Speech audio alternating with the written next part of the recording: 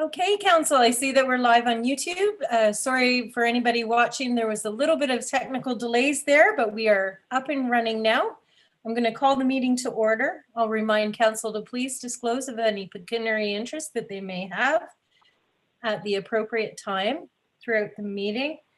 And we will go down to number 4 on the agenda, which is the regular Council minutes of March 1st, 2021. How does Council want to deal with those minutes? Moved by Councillor Mitchell, seconded by Councillor Morris. Any questions or concerns about those minutes? All in favor? Those minutes are received and filed. Thank you. We will go down to scheduled meetings and events. We do have a list of meetings and events coming up. There is a proposed meeting date for a special council meeting on Monday, March 29th, 2021 at 5:30. And that is a special Township of Warwick meeting to receive the report on the fundraising feasibility study. We need a motion and a seconder, moved by Councillor Mitchell, seconded by Councillor White. All in favor? That is carried. Thank you, Council. Was there anyone who was interested in discussing the time of day for meetings for the future? Councillor Mitchell? I would love to have them scheduled for after, like, at 5:30 at the earliest. That would be amazing to accommodate my working schedule, but I think 6 o'clock if we to keep consistency. Would you like to make that a motion for council's consideration? Sure. Okay. Do we have a seconder to that motion? Councillor White, any discussions? Amanda, you have a comment?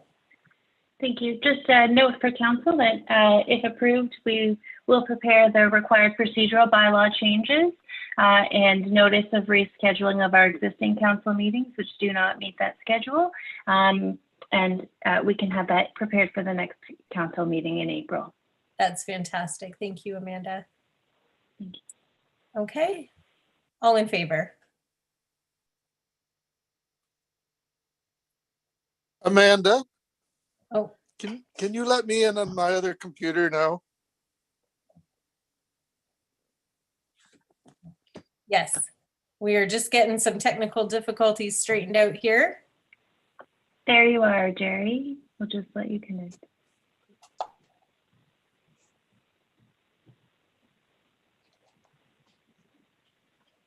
That's great.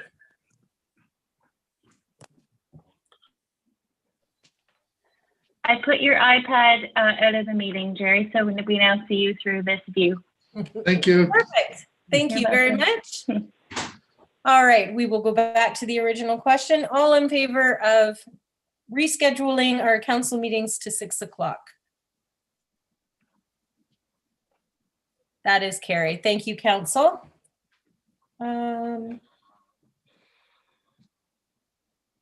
And just a reminder that on Tuesday, April 20th at 6:30, we do have a public open house for our official plan coming up. And we're going to go on to councilors' commitments and items.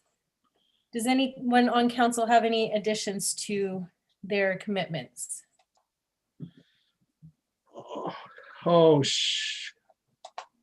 Councillor Westgate? Yes, I do. Okay. Just sorry. No problem. I thought I'd lost you. June 2nd to the 9th. Okay, great. Oh. This isn't working right here.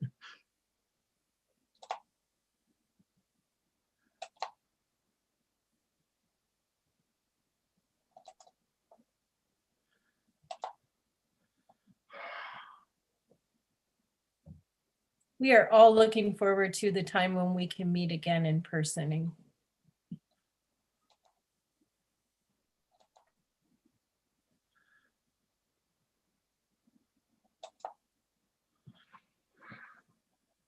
How you doing?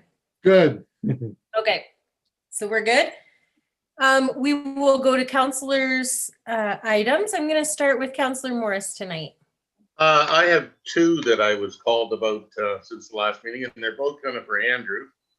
I was called about a drainage issue on McGregor Street, right beside the little park there. The neighbor called and her backyard was flooded. Now, the time I got there the next morning, it was all gone. Is there a catch basin or anything in that park so it'd be on the west side, Andrew?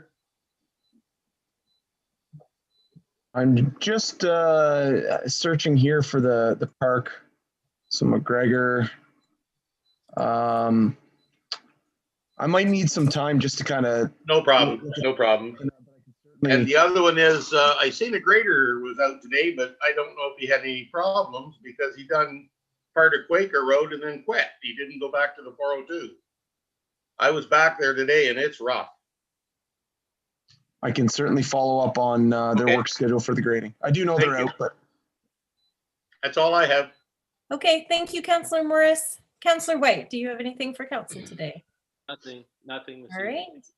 Thank you, Counselor Mitchell. Nothing for me, Madam Mayor. Thank you. All right, Counselor Westgate. I did have a question along Confed to the other side of Warwick Village. We've got stones off onto the shoulders.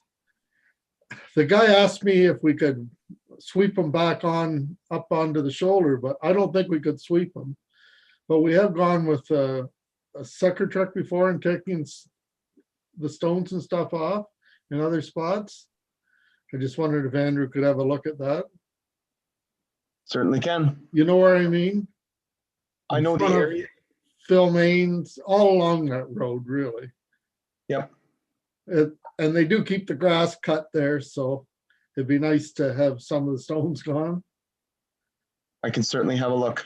I know up the corner here, we used the sucker truck one year, but you can talk to the guys about it. And they also asked me about the gas line along that road, but there's nothing we can tell them yet, is there? We have not had an announcement from our provincial partners yet. Okay. The one other thing that I'd heard about is our tax bills, were some of them put back or sent back because they didn't have the postal code on them? I believe it wasn't the postal code, it was the PO box. Or It was the PO box. I'm sorry. Yes, Okay. stop delivering after 4 years of warning. Are we taking care of that then, I guess? As soon as people call in, we will update the records. We put it in newsletters for 2 years, asking for people to update. So accommodate and get them sent right back out. Okay. Yeah, so there is an ask to the public to call in and update those PO boxes for the township and I believe for the county as well. And for anybody else that they are receiving their mail from. The other thing, I was just wondering if maybe you could sign me up for the planning use program that they have. The 20th would be the best date for me if you can. That's all I I'd have. be happy to, Councillor Westgate. We'll follow up with you directly on that Okay. registration. That's great. Anything else? No. Okay, the only thing I had two items. One is the vaccination program that's rolling out, as you probably have heard. They have started the rollout for the Point Edward vaccination clinic at the arena. We received pictures of it today and it looks like they're ready and set, ready to go as soon as the vaccines come into the county, which is a good thing. And I believe we're at age 75 and older can register for vaccines for appointments now. So we're doing our best to try to inform the public as we go along with that vaccination program to let people know that at what point they can register, and hopefully we'll get as many vaccine in arms as possible. The other one was we had some good news. that Watford Quality Care was approved for 33 more beds, which is a fantastic thing for our community. And that's all I had. So we are at 6:15, so we're going to start right into our delegations, Council. And we're going to start with Sam Smith, the Senior Operations Manager from Ontario Clean Waters Association is here to give their annual report. So we will invite Sam in.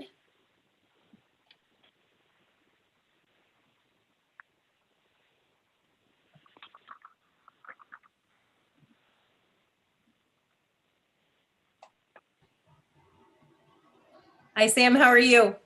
I'm good. How are you? I'm good. We have a full agenda tonight, so we will get right to your report. Oh, wonderful. That's great. I appreciate that. I have a second council meeting tonight, so I appreciate that. All right. Well, we should have you in and out.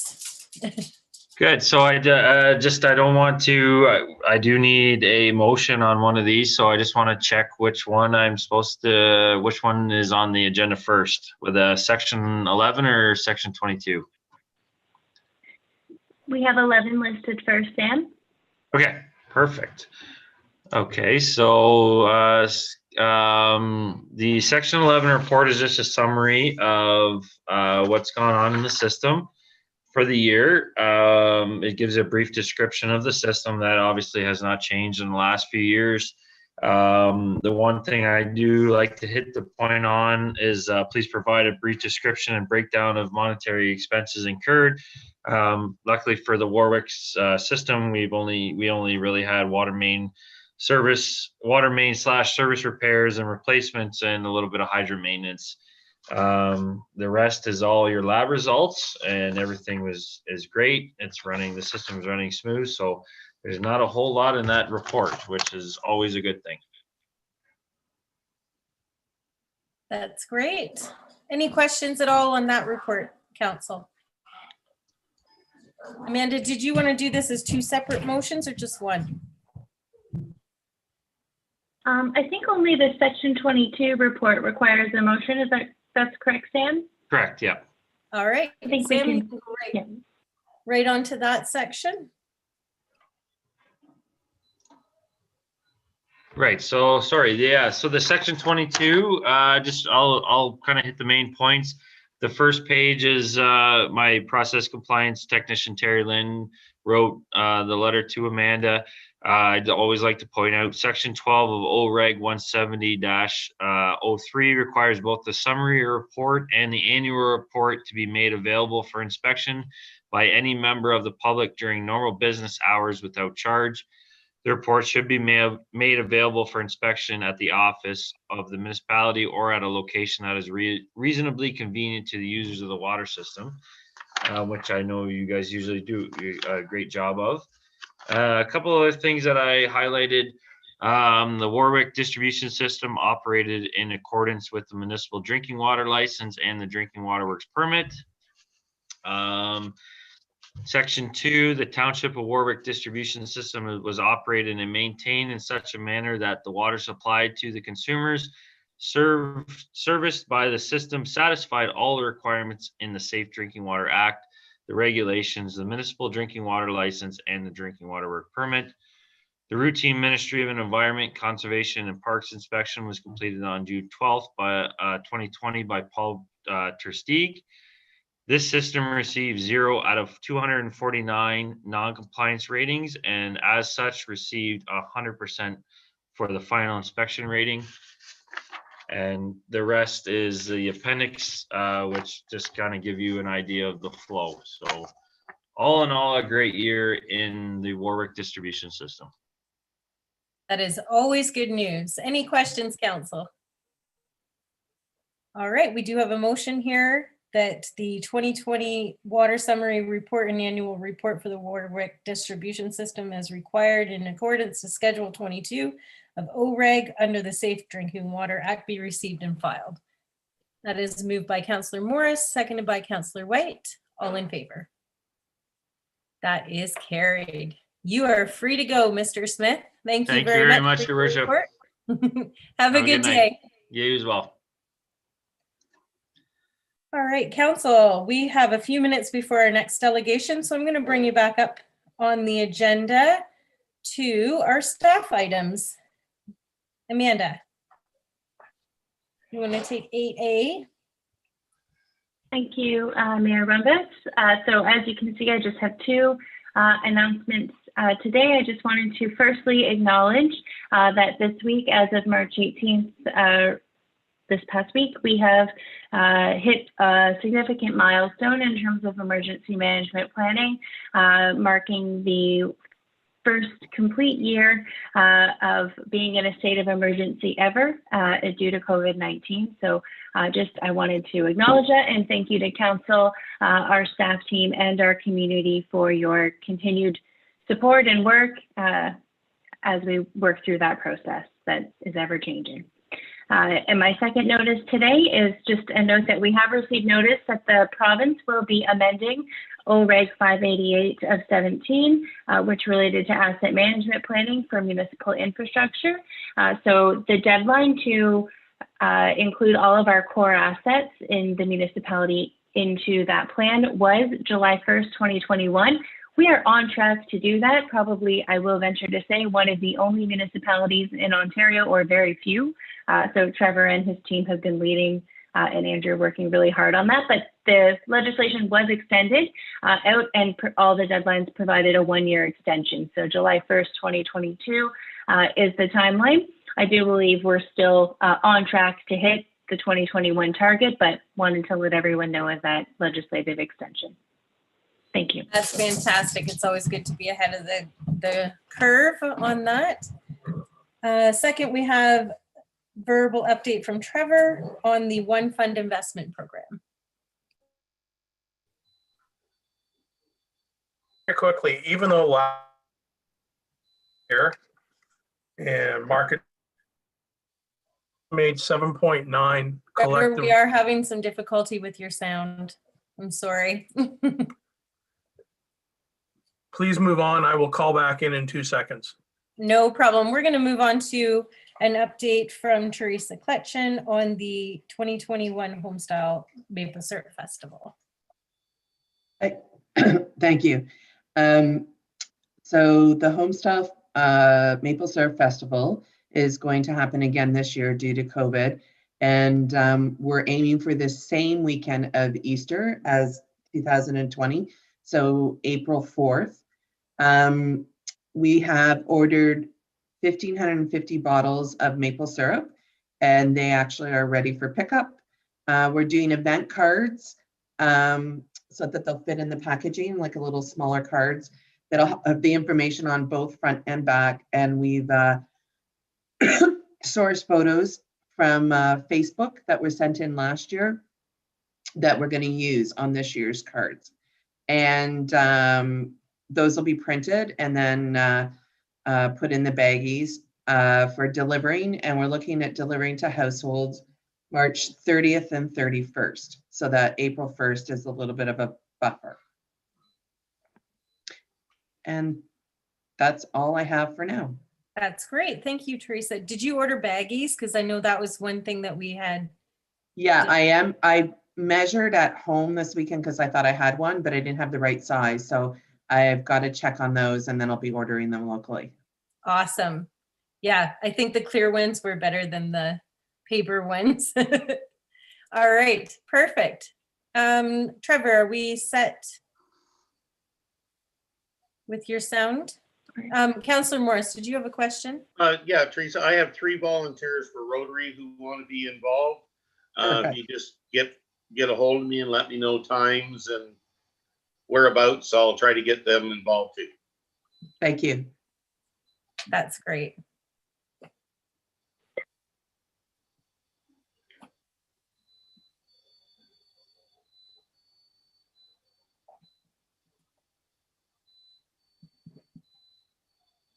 How are we doing? I think I see that there's a phone number talking. Is that Trevor? No, it's someone in the waiting room. Oh, okay. let's move on to, well, the next item on the agenda is accounts, which we do need Trevor for. Here, We he go should- on to- Sorry. I'm here. I think he's here, Mayor Rembert. There he Sorry about is. All right, Trevor. Okay, the accounts? Yes. Just so you know, the accounts is, We'll go back up to the One Fund Investment Program update first, and then we'll go down to accounts. in a down year, we still managed to make 7.9 in our portfolio. It's not like we had just a boom in the fourth quarter. We were solid throughout by adopting a buying practice when we saw the market take dips. Knowing that, and knowing that February is also the month where a lot of investment organizations harvest off their dividends and look for new opportunities, now would be the time to probably approach that again for this year. Prices are lower traditionally in March and start to rise as the year goes on. And I just wanted to bring this to the table, knowing that this policy last year or practice allowed us to surpass the market and get council's direction before I would make that move. The last 2 years, just on average, our portfolio has made 9.6 and 7.9 last year. So it's been fairly successful for us. Given the interest rates we are currently seeing, that's very successful. So what do you need from council then, Mr. I just Jarrett? want council's blessing to accelerate the buying patterns should the market depress. Okay, how do you want to deal with that, council? Councillor White, are you making a motion to? Can't hear you. You're muted. I will move that recommendation of Trevor's that we support. Okay. That. And Councillor Morris, you want to second that? Absolutely, and great work, Trevor. Yeah, fantastic. Any other questions or comments about that? All in favor? That is carried. All right, we will go down to accounts payable. Or sorry, the GL report today.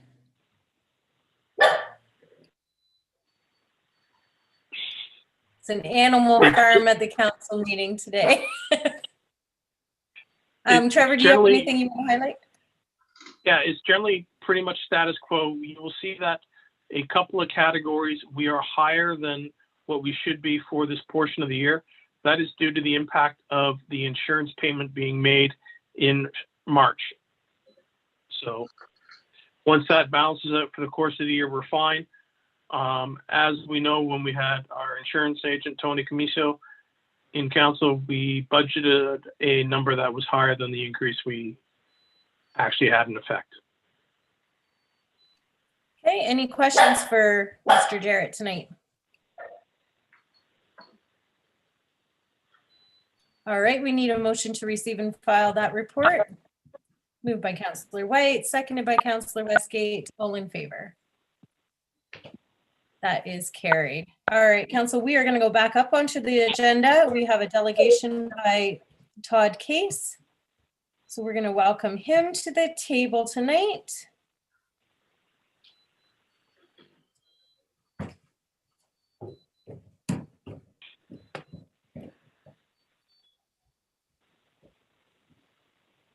Hello? You should be there. Oh, there you are. Hi. There you are. Are you there, Hello. Todd? I'm We here, can hear guys. Perfect, perfect. Welcome. Thank you. Thank you. Thank you. Do you just want me to start, Mayor? Absolutely. I'm going to turn it over to you. Okay, well, thank you very much for making time today, Council. I guess when it comes to these bins, I guess I have a couple questions, maybe right off the bat, if I could ask them. I guess the first question I have is really, what regulatory changes occurred to make Council consider changing the process for moving it from town up to the landfill? Can I ask that question first, perhaps? Yep, absolutely. Andrew, do you want to address that, or Amanda? I can take this question. So it was brought to our attention that in order to have a yard waste facility, while it is voluntary, you still need to comply with regulations. So under OREG 101-94, you do need environmental environmental permit, and which was never obtained on the site. So even though that we're exempt from having to have the yard waste, we still need to have the environmental compliance, So I guess maybe if I may, and I'm sorry, I'm doing this by phone, so I don't want to be rude, folks, but I guess my question to that is that even the situation when you're using bins? I know when you're using an area where you fence it off and you don't have contained bins, that's the situation. But I was under the understanding when you used bins that didn't apply. Am I wrong? The information we were provided directly from MECP is that it would be required. Okay, because I guess I'm a little rusty on it. I did a little homework on this, and I guess I was just a little bit foggy on that, because I thought when you used bins from outside source where the material is loaded into the bin, that wasn't the case. But I'd be interested to know exactly how that really works then. But I guess the other comment I've got, Counsel, and I'm not trying to lecture by any means, but there was no public consultation on this item at all. And I think it caught a lot of people in our community by surprise, including myself. And, you know, again, no public consultation, no opportunity for the public to speak to this, because it is a widely used, I guess, perk to the people who live in Warwick Township, and a lot of people take advantage of that. So I guess maybe I wondered why there was no public consultation on items such as this. Does anyone know, in Mayor, council want to address that? Councillor Westgate, you are muted, just so you know. Sorry about that. I guess, Todd, since it was really illegal and we were getting some complaints from up there, and we're not really taking the service away from people, we're just moving it, that we thought we should just go ahead and get it done. Okay. I think if we were shutting it down completely, we would have had to do something else. Yeah, and I guess my concern, Jerry, with where you're moving it is the safety aspect of it. I went out and I go to the landfill from time to time to take some garbage out, and I went out, and it's not the safest of environments for people to be out there hauling a lot of their leaves and their brush and so on. The other day when I went out, I actually couldn't even get into that one lane that takes you to the dropout area because the trucks were actually blocking it. So I guess I wondered about the safety of having more people out there on site with the increased truck traffic. I guess that was the only question I had on that. I do understand that you were looking for an alternative, and I give you credit for finding something that, you know, obviously there's some form of service still left to the people to use, but it is a bit of a safety issue. And I've talked to a few people in the community, and they are concerned about that. And I guess maybe if I can, Mayor Rumboats, I wondered maybe, did council even look at maybe using the fenced-in area of the Public Works building here in town and limiting the hours that people could use that particular service to maybe like when staff is still on duty, the gate would close when they're off, they're done for the day. And then on the weekends when we have our young folks come into the watering of the plants, they would lock the gate and go about their business. That way there'd be some measure of trying to protect what's supposed to go into that site, into those bins. Was that ever looked at? Councillor Westgate, do you want to speak to that? I think I can. There's not enough room in there even to, if we use the whole lot, to satisfy the ministry and make it legal. Am I not right, Andrew? Yeah, that's exactly right. You need at least 100 meters from the boundary of a parcel, which, yeah, you're right, Jerry, that you wouldn't be able to obtain that distance. Okay, so again, we're going back to this compliance and the regulatory changes, and I really would like to see maybe what exactly those regulatory changes are.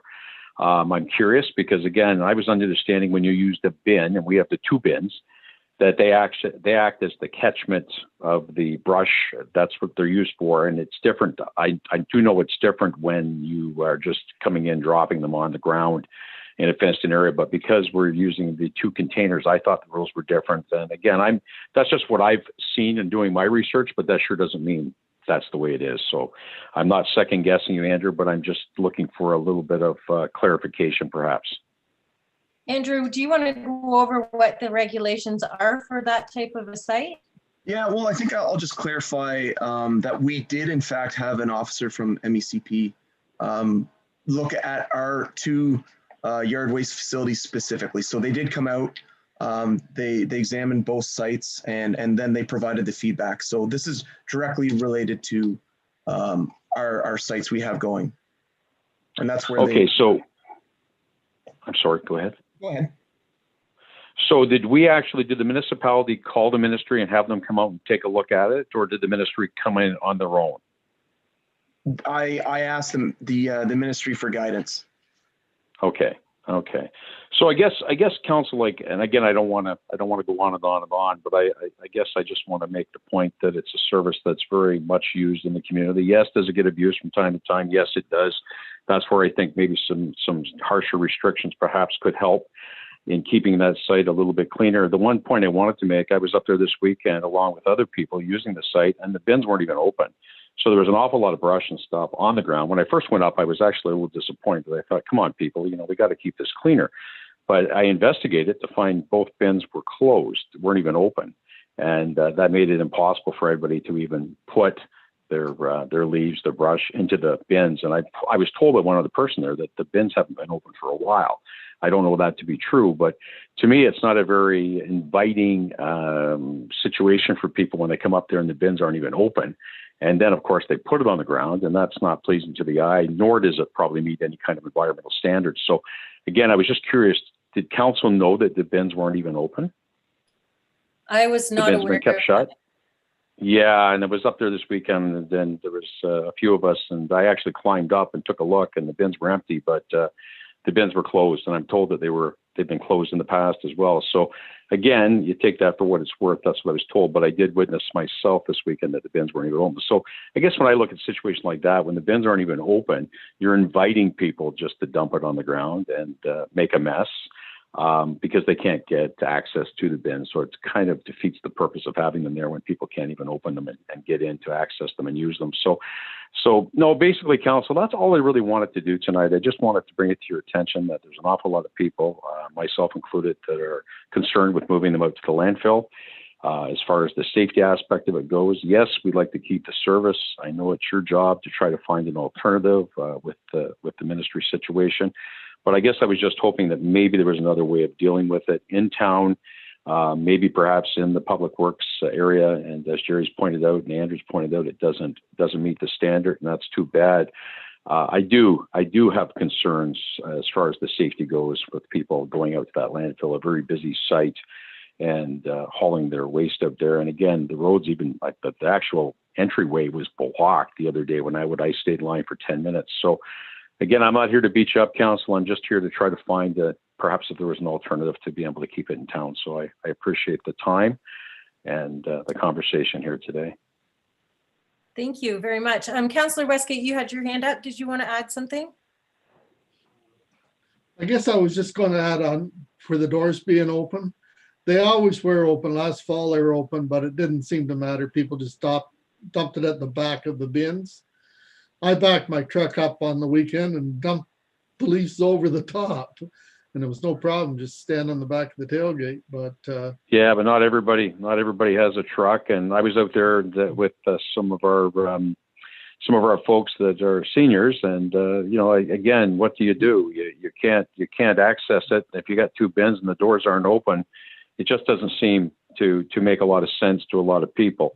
And it's too bad that was the situation up there. A lot of people can't do that. So it is, right. If they're good. You're right, Todd, but even when the doors were open, they just dumped it outside or beside it. There's always going to be people, and there's always going to be people that abuse things, and I totally understand that. I've seen it myself, and it's too bad, but at the same time is a service that's used a lot by the community, as almost everybody I think uses it. I know a lot of people from the township area of Warwick use it as well, and it's just too bad that it has to be moved out to landfill. So I was just hoping maybe perhaps there was an alternative that maybe hadn't been looked at. And again, I made a couple suggestions, and I understand the answers you gave me back. It doesn't comply. I wondered about even finding an area where we could fence it in and keep the bins there and keep it in town. I wondered if that was an alternative. Just again, I wish I could have talked to you before the decision was made.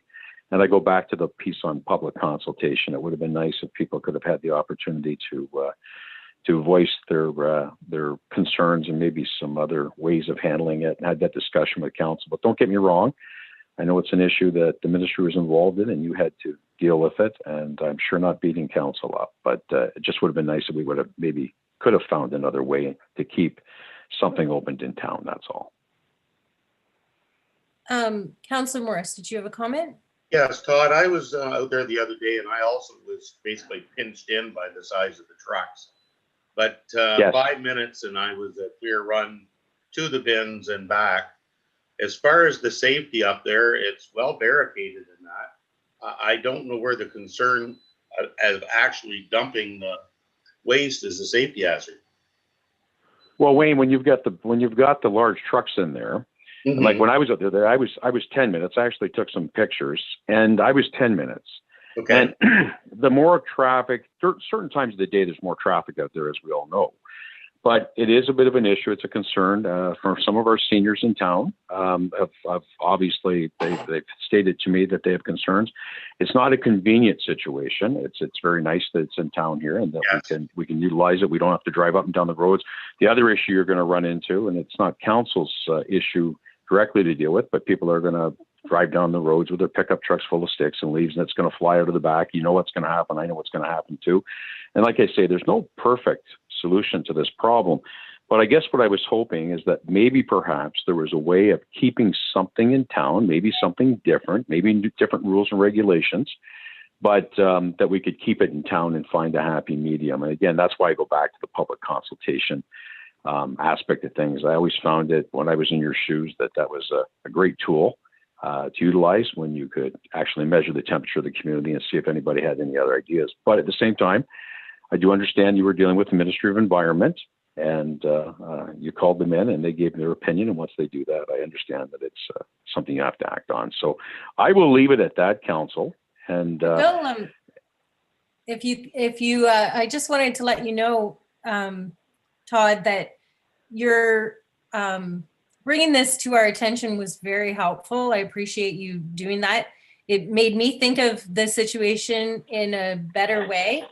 And it actually, I had gotten a couple of calls from people in the community recently about wanting to help out and volunteer within the community. So it got me started to think of starting up a community helping hands group where, you know, people can call me and I can ask people in the community that have volunteered their services to go up and pick up the, to help out our senior population especially. And I have no problem. I have a truck myself.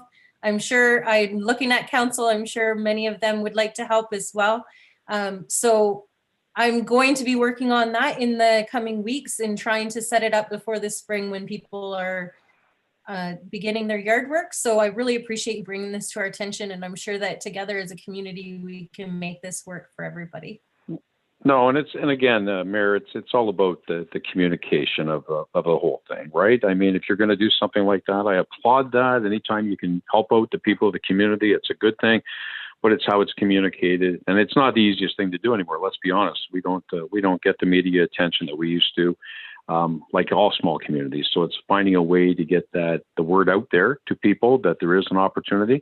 And again, the one thing that we're all going to miss, we're going to miss the convenience factor of being able to utilize this. And this was all put in place years ago in lieu of, some people remember, Jared remember that there was going to be composting at the landfill, and that didn't work out. And Waste Management came up with the idea and offered to pay for those bins and look after that for the residents of Warwick Township in lieu of the composting. So it was such a win-win situation for so many years. So again, I'll leave it at that. I understand you're dealing with the ministry, and you're doing what you think you need to do. And I'll leave it at that. And thank you very much for your time, Council. Thanks for stopping in. Look forward All right, to guys. Time. Enjoy the rest of your evening. Yes, you too. Take care. Bye-bye. Bye. All right, Council, we do have another delegation on the agenda for 6:45, which is the zoning amendment application for Victoria Street, for 460 Victoria Street.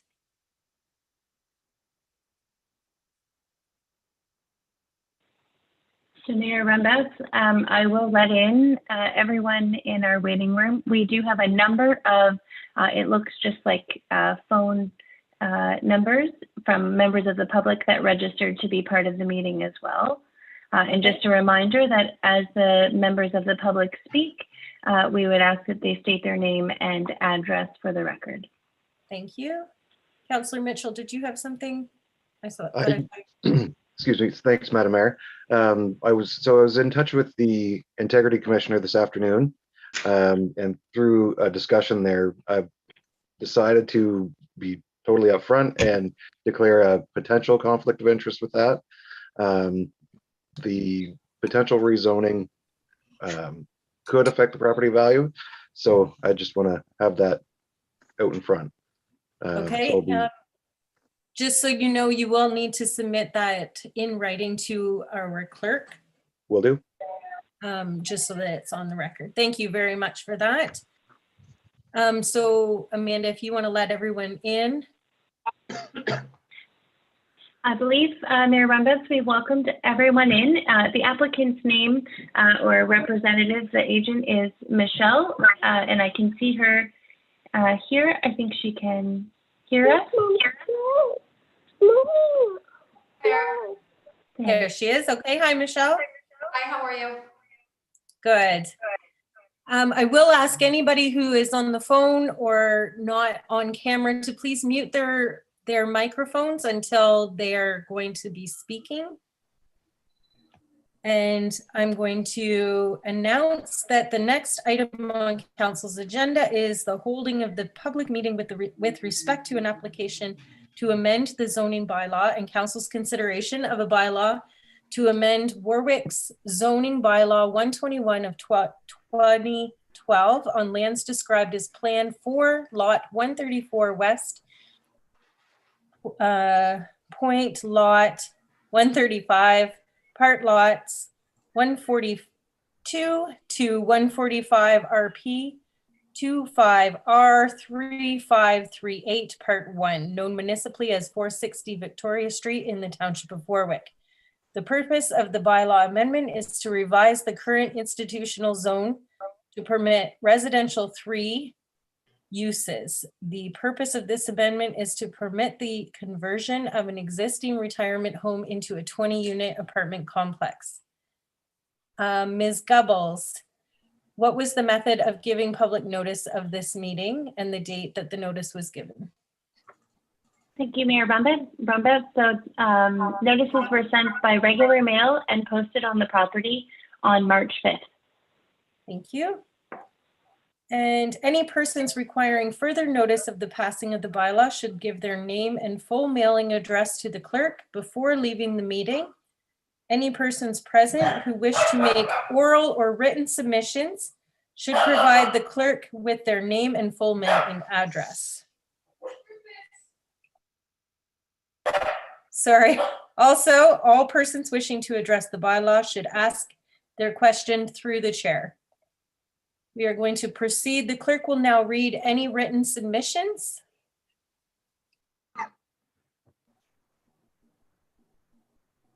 Thank you. So we received 2 written submissions, one from John and Ellie McAllister, which is included in your agenda. Shall I read it? I'll read it for the public members who may not have the agenda in front of them. So bear with me. So, dear Amanda, we are writing this letter as concerned citizens regarding the proposed zoning bylaw amendment for the property located at 460 Victoria Street in Watford. As a neighbor of this property, we were rather looking forward to the prospect of a seniors home being established there. We are now highly concerned about the proposed apartment building. Our first question is whether the 20 apartments are going to be able to be housed in the existing building or whether an addition is part of the plan. If so, we highly feel that there is absolutely no room for expansion and we would need to see plans and know how much it might encroach upon our property. If an addition is not in the plans, knowing the building, the apartments would have to be extremely small, and we would assume that these would be offered at a very low rental rate. As a longtime member of the board of directors for the Optimist Ambassador Place Housing, I am very familiar with the type of residents this establishment might attract. We do not wish to have a repeat of the many issues we faced a few years ago under the previous ownership with noise disturbances, etc., and would not appreciate people coming and going to all hours of the day and night. The Optimist Ambassador Place Housing has local ownership. Any concerns can and are addressed immediately. With this development, how can we guarantee that issues will be addressed in a timely manner? We have great concerns with trying to deal with a company that has no local ties or vested interest. We are also parents of a vulnerable child whom we need to consider, not to mention that the property is directly across the street from the Catholic Church and elementary school. These are our primary concerns, and we would request that this proposed amendment does not go through. That being said, if this rezoning is approved, we will absolutely insist that fencing concerns be addressed. Currently, the existing fence is rotting and falling down. It is anchored to trees in our yard with rope, as well as to wooden stakes driven into our lawn. There are also steel posts driven into the ground beside the fence posts to support them, as they are all rotting. We had been assured in the past that commercial fencing 8 feet in height for added privacy with sound deadening properties would be installed. As a commercial property, this must be their responsibility. It not only affects us, but 4 other residents that share the property line. Another concern is parking. At a proposed 20 units, there is not enough room for parking. Also, with the current setup, we will have headlights shining on our house at all hours. One more reason for insistence on fence improvements. We can foresee issues with cars being parked on the side of the streets, as well as in our church and school parking lot. With increased traffic and reduced street visibility, the increased traffic and reduced visibility is a serious concern for us with our daughter with special needs who crosses the street twice every day for school. What is going to be done about these issues? As residents of the community, we feel it is a very big shame that the proposed seniors living establishment has fallen through. We were looking forward to having such neighbors, possibly developing some friendships and welcoming them to our community. We are extremely leery now about both the ownership and the people that will be residing in such close proximity to us. To be clear, we are strongly opposed to the proposed amendment. Signed, John and Ellie McAllister, 459 Gold Street. We did receive a secondary letter of comments from the St. Clair Regional Conservation Authority, and it verified that they received the mailed zoning bylaw amendment notice for 60 Victoria Street in Township of Warwick. The Conservation Authority has reviewed the subject property and has no concerns with the proposed application. No additional correspondence was received on this application.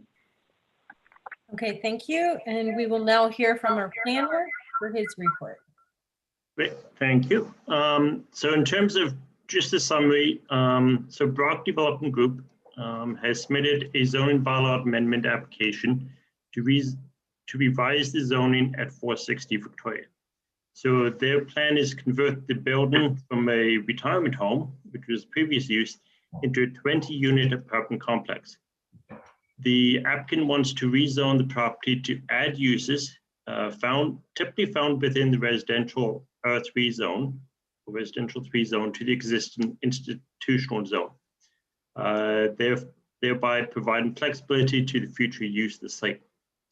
In terms of recommendations, planning recommends that council approve the zoning bylaw amendment to revise the current institutional 1 zone to permit residential 3 uses. In terms of our reasons for the recommendations, the recommended approach achieves the flexibility of providing both institutional and residential uses on site, while still complying with the functionality of the zoning bylaw and the Planning Act. In the absence of mixed use zones, this is typically how the township and county handles requests to permit different types of development on the same property. A good example of where this is used elsewhere in the township refers to the old Warwick school site up on First School Road. So that zone, or that property, is zoned agriculture, but it's permitted to have institutional uses, agricultural uses, and also like a seniors apartment complex on there. So we allow more than just agricultural uses on that site. So in terms of a bit of an analysis on this, under the provincial policy statements, settlement areas shall focus on the growth and development. Land use patterns within settlement areas shall be based on densities and a mix of land uses which efficiently use land and resources and are appropriate for and efficiently use the infrastructure and public service facilities which are planned or available. This property is connected to the township's infrastructure and will make efficient use of the property. To reuse this site also achieves a provincial policy statement goal of encouraging growth through infill and redevelopment opportunities. In terms of Township of Warwick official plan, in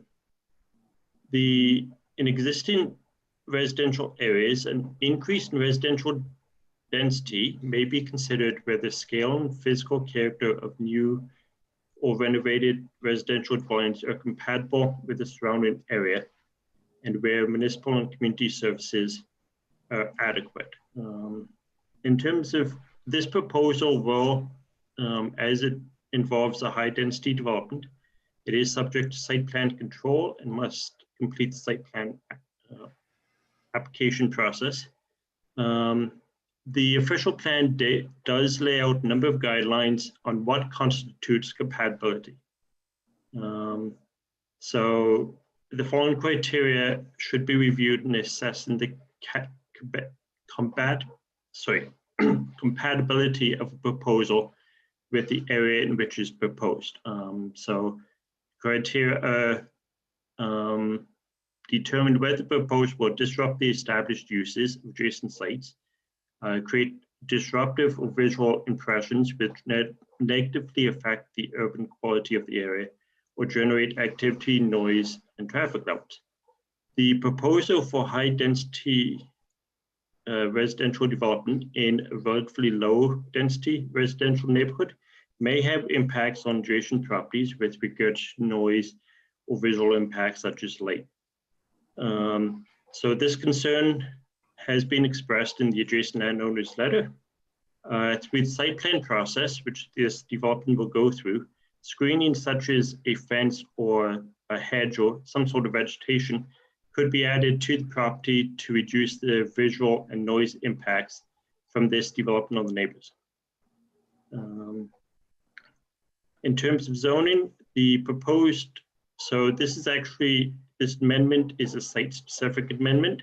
So there are a couple of different development standards that are tied specifically to the property. The specific development standards are there to permit an increase in residential density, to permit a lower required parking standard than is normally within the zone, and to make the existing building a legal conforming structure. So just reduce setbacks to meet the development on the site.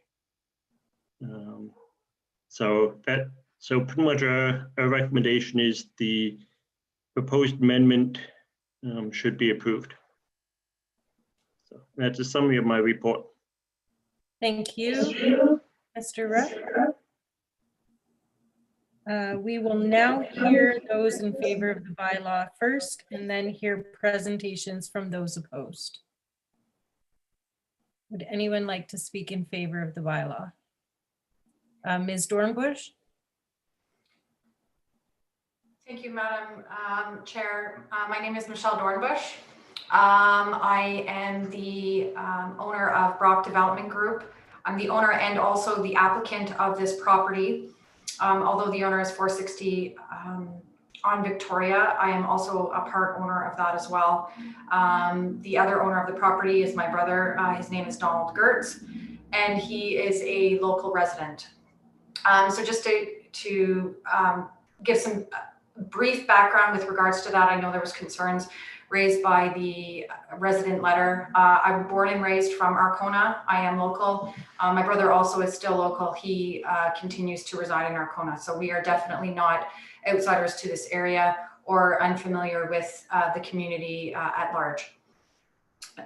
With regards to the planning aspects of this application, just to expand on what was presented by Philip in his planning report, the most important factors that we're dealing with in terms of the planning policies, which Philip had touched on, is with regards to the impacts of the proposed development on the surrounding area. And I just want to reiterate that this building is long established in the community. We are not proposing to expand the building. We are looking to, and we have already undertook significant demolition on the inside of the building. We know that there are substantial upgrades that are required, although we recognize that the area was told on numerous occasions that the building would be released as a retirement home. The state of the building would take substantial changes to actually ever implement that. We do recognize, and we did recognize going into this, that it likely would not even be feasible to bring it back up to standards in order to accommodate a retirement home facility, as it was it far outdated any of the requirements that are typically brought forward with that type of use. So with regards to the outside of the building and the impacts on the surrounding area, the reality is this building is already there. The existing facility could accommodate up to 32 retirement residents. So there is space for that. And as opposed to the 32 residents, we're looking at decreasing that to a total of 20 residential units. We are able to expand the parking area into some of the established green space area. Right now it's housing some large piles of debris and things like that. So we are looking to clean it up. But we would look at expanding the parking area to accommodate the additional parking spaces. Some of the uses would be smaller, but they are large enough, obviously, to accommodate 1 and 2 bedroom units with full kitchens, living room, and bathrooms. That being said, there is space in the area. There is some on-street parking. We recognize that that's not permitted at all times, but it can accommodate some overflow if there's visitors during the day and things like that. One of the residents had raised a concern with regards to fencing. We are, as I said, we are looking at doing a substantial reinvestment in this property. We will be replacing all of the fencing around the perimeter of the property. We would like to bring these up to full standards and essentially clean up the entire area. From a policy perspective, we do feel I provided a very detailed planning justification report. It complies with all policies from the provincial level down, from the PPS to the county official plan, to the local official plan, and then into the zoning bylaw. The zoning setback reductions that we are asking for are simply to reflect the existing conditions of the building, and we're not looking to change any of the exterior structural features of that building, and we'll maintain the footprint. So other than upgrades to the exterior through new windows, siding, doors, things like that, the actual overall structure will not change. So we do see this as an improvement to the area. We see as a benefit to the surrounding properties. Given the long history with this property, we know that there has been some substantial issues over the past years, and we feel that bringing something like this in is going to stabilize the area and give everyone assurances as to what they're going to see on this property long term. I myself am the owner of several apartment buildings. This is not a new venture for us. We have leasing staff, we have procedures in place.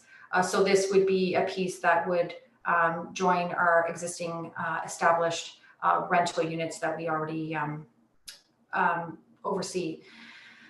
Outside of that, if council or the public has any questions or concerns, I'd be happy to answer them for everyone. We're very excited to do a project like this in the community. We do know that with house prices significantly increasing in the province overall, there is a demand for rentals.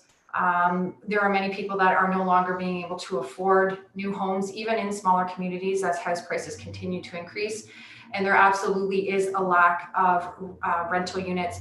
Although I do recognize that there are some affordable rental units in the community, there are no standard residential apartment options that do not fit within the subsidized unit. So that's definitely not something that we're looking to do. That doesn't fit within the model of the units that we offer, so that we would continue to maintain that level in terms of this development itself. So again, we look forward to this, and we are hoping, to bring some added tenures into the area. Okay, thank you.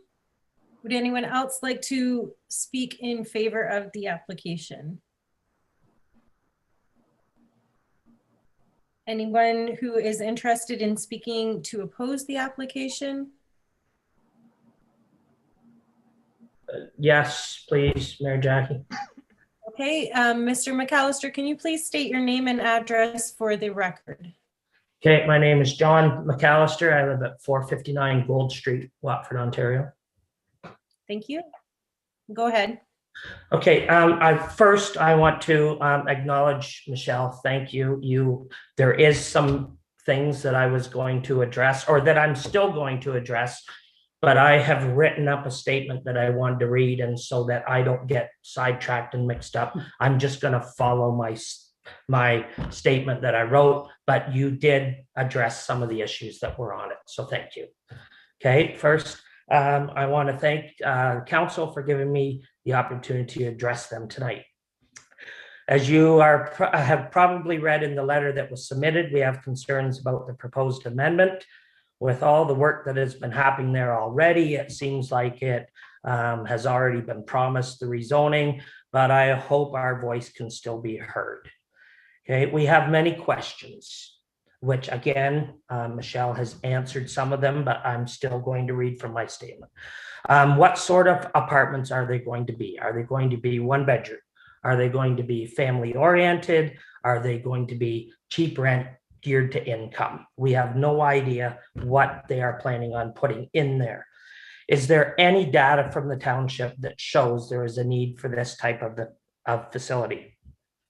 To be honest, we are a little bit concerned about the people that this may attract. We just want to be assured by council that if this goes forward, we will be supported in ensuring that any questionable activity will be dealt with, and that we won't be dealing with ongoing issues, example, noise, trespassing, etc. Is there room in the existing building to house this? We are opposed to any expansion, okay, as we cannot see how this would be done without encroaching on property lines. Does existing hydro, sewer, and water support a development like this? Is there going to be local management to deal with if any issues that arise can be dealt with in a timely manner?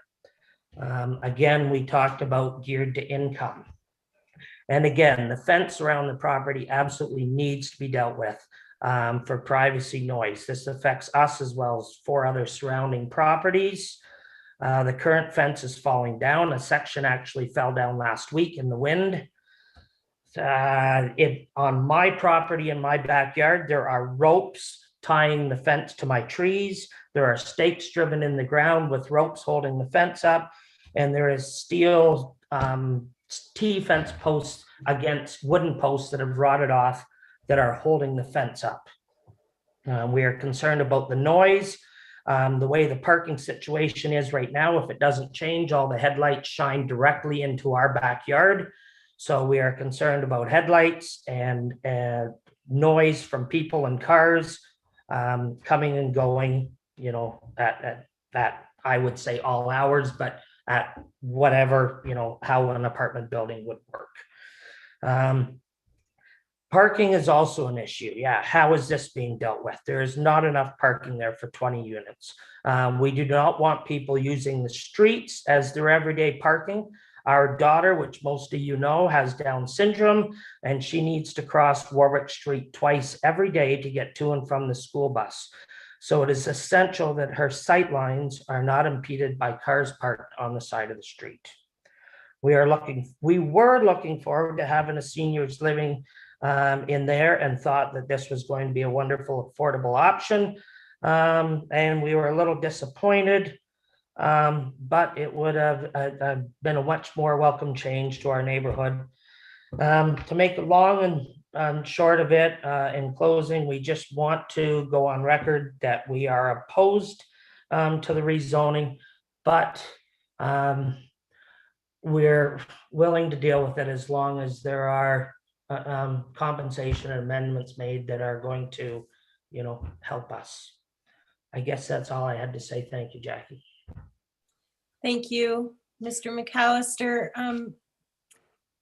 I'm just going to ask my clerk for clarification on proceedings. Can Ms. Dornbush address some of the questions that were presented by Mr. McAllister at this time, or is that standard? Or my suggestion, great question, and you do have some discretion, Mayor. My suggestion would be to allow all public members to speak first, and then maybe allow Michelle a brief comment on. Okay, thank you. But Jackie, I think she did address some of them already, so I appreciate, but thanks. Yeah. Okay, thank you. Does anyone else from the public would like to address this issue? Hi, Jackie, Ms. Mayor. Yes. Ms. Robert. It's Pamela Yep. McKenzie, from 84 Warwick Street. I would just like to say that, again, Michelle had answered a lot of the concerns that I had originally come to this meeting wanting to be addressed.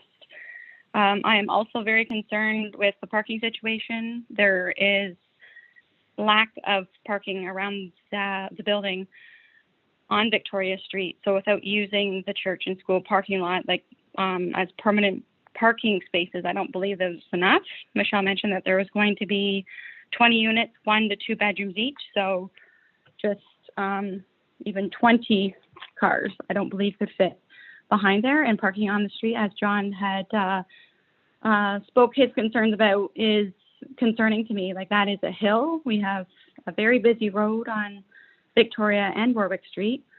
There is a stop sign going north-south, but it's definitely a very high traffic area. So that is concerning to me, as well as the disturbances of people living there. So as Michelle mentioned, that this is not a geared to income situation, but we have personally had disruptance around our property in previous years, as well as people coming to our door in mental distress. So it was concerning to think that there are going to be 20 tenants or 30 tenants living there when the previous residence there was only at a max of 10. And that's all I have to say. Thank you for that, for your comments. Is there anyone else who would like to address this from the public? Hi, it's Paula Mitchell. Paula Mitchell. And can I have your address, please, Paula? It's 474 Victoria Street. Thank you. Go ahead. I also oppose for many of the reasons that John McAllister has already relayed. Also, I see the parking is a big one. The other one that I have is I'm sitting in my backyard right now, and I get to look at this wonderful building and the yard that is going to be turned into a parking lot. There's also a shed, garage, I don't know what exactly you want to call it. Will this be removed? And the traffic is another concern. We already have enough traffic that likes to go high speeds on our road. That will be another concern with people in and out and around the area, because that will definitely increase our traffic. Yeah, I think that's about all I have right now. Okay, thank you for your comments. Is there anyone else who would like to address this? I do have something quick I would like to add, Jackie, if I could. Yep. Paula mentioned the garage storage area in the back of the yard. That was already identified by the previous owner as a grow op. There was a whole grow op going on in that garage that the previous owner had to tear out. It wasn't anything to do with the building, but that garage sitting back there in the middle of property where it sits is just a invitation for wrongdoing. I don't know how else to say it. So anyway, I just wanted to add that. Thank you. Okay, thank you. Is there any other comments or questions from the floor? Okay, at this time, I'd like to turn it back over to Ms. Dornbush to address any of the comments and maybe to put the community's mind at ease a bit. Thank you, Madam Mayor. Through you to the residents, just to kind of give some additional information with regards to the comments, I'll just briefly touch on a number of them. The garage that is on the property is in significant disrepair. It will be torn down and removed. We have no intentions of keeping that. Essentially, the expanded parking area would come up to about where the front of that shed is. So there's still going to be a bit of green space. And based on the design and the dimensions of the property, we know we can accommodate at least 20 parking spaces, possibly one more at 21. So there is going to be one parking space per unit available in the expanded parking area. With regards to traffic, I think my only comment with regards to that is the existing use. I know it has not been operating for a number of years, but the existing use can accommodate 32 residents within the building, and as well as there's associated staff that would be coming into in terms of nurses, support staff, things like that. It's our view that that type of use would generate more traffic than what we would anticipate with the 20 units that we are proposing within the building. And essentially a lot of the people in these types of buildings, because Watford is so close to the highway, a lot of people, they leave in the morning for work, they come at the end of the day, and essentially there's not a whole lot of back and forth from the site throughout the day. And that's what we do find generally with the type of use that we're offering and the location of it. We do anticipate it'll likely be employed people that are looking for just somewhere to stay. Some of them might even just be weekday tenants that work in the area and then are from larger cities and go home on the weekends. So, and again, that brings me to my last point. In terms of selecting tenants for the building, we do have a very detailed application process. We do background checks. So we do not take any of the applications first come, first serve. We ensure that we are filling the units with reputable tenants, people that care about the space that they're in and are going to consistently pay their rent on a month-to-month basis. And it's not, we don't anticipate and we don't look to fill the space with high turnover tenants. If we have to leave the space open for a little bit longer to ensure that we do obtain high-end, not necessarily high-end, but reputable tenants, then we'll leave the space open until we can fill it appropriately, as opposed to just filling a space with, general people that may not necessarily fit with our application process. So we do feel strongly about that, and it does diminish issues long-term with the building and the tenants within the building. So thank you very much for this opportunity. And if there's any questions of council, I'd be happy to answer those as well. Okay, thank you. Council, do you have any questions? Councillor Morris, please. Yeah, I have a question for Philip, the planner, our planner, I guess. Philip, and nothing against Michelle, but this property has changed hands a few times.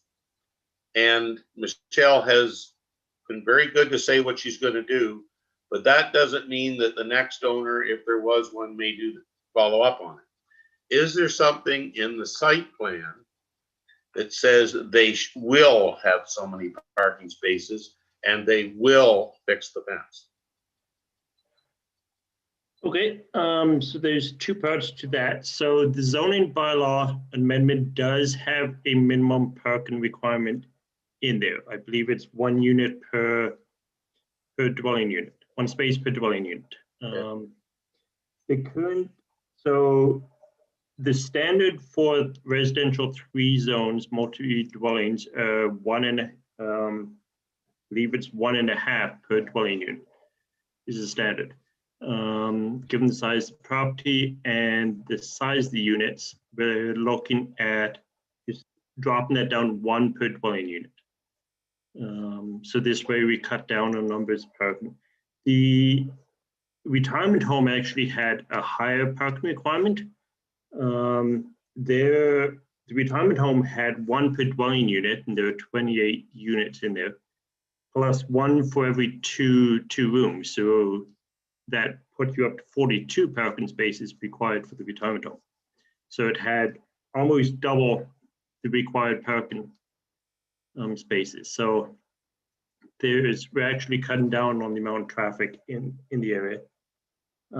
In terms of the fence, in the zoning bylaw, you could add, like in that zone, add a specific requirement for a certain height of the fence.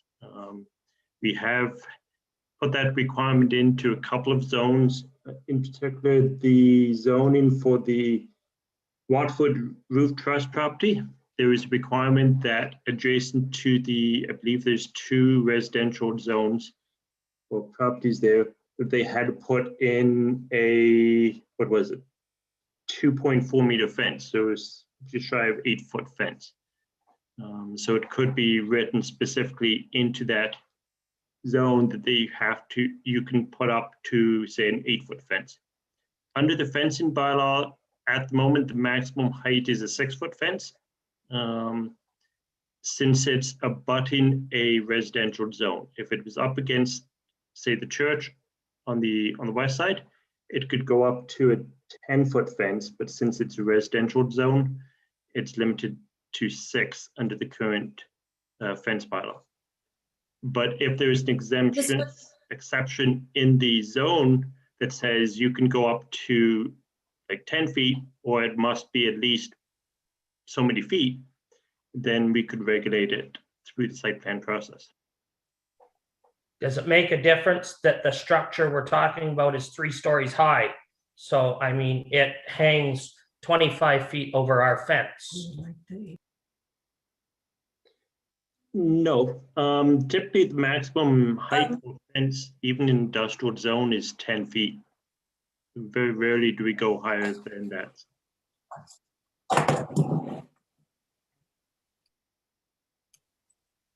The time for public questions, I believe, is over. We're on to council's questions. Council, do you have any other questions? Councillor Westgate. Sorry, I guess the parking concerns me a little bit too. And we will have a site plan approval on this, will we not? That will take care of the fence and parking spots and layout and everything, will we not, Philip? Yes, yeah. Since this development under the official plan, this is required to go through the site plan process, as it involves residential development greater than a single detached dwelling or a semi-detached. So it will be going through the site plan process. Thank you. Okay, any other questions from council? Seeing none, the public meeting is now concluded. Council has 15 days from this meeting to decide whether or not to pass this bylaw. Council's decision will be mailed to those who have requested a copy. Any person or agency may appeal to the local planning appeal tribunal in respect to the bylaw by filing with the clerk of the Township of Warwick not later than 20 days after the date that written notice was given. A notice of appeal must set out the objection to the bylaw and the reasons in support of the objection, plus the applicable fee to the LPAT. Thank you, everyone, for attending.